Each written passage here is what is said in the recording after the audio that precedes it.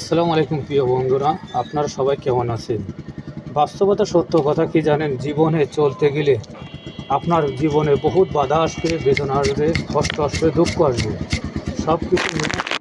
সব কিছু মেনে চলতে হবে। কারণ আপনার যে কোনো কাজ করতে গেলে আপনার পিছনে লোক লেগে যাবে। আর এই লোক লেগে গেলে যদি আপনি তাদের কথা কানে দেন, তাহলে আপনি আপনার লক্ষ্যে কখনো পৌঁছাতে পারবেন না। তাই আপনি যে কাজ করতেছেন, আপনি মনে করবেন যে আপনার কর্ম যেটাই হোক না কেন ছোটো না। কারণ কি, একমাত্র সবচেয়ে ছোট কাজ কি জানেন? নিকৃষ্ট কাজ কি জানেন? সবচেয়ে দুঃখজনক কাজ হলো মানুষের কাছে হাত পেতে কিছু চাওয়া। এটাই হলো সবচেয়ে নিকৃষ্ট কাজ। আর যদি আপনি যে কোনো কর্ম করেন না কেন, মন দিয়ে মন থেকে যদি আপনি সেই কাজটা করেন, অবশ্যই আপনি সফলতা পাবেন। কারণ কি, সব কিছুর মালিক আল্লাহ। আল্লাহ বলেছেন, তুমি এগিয়ে চলো, আমি তোমাকে সাহায্য করব।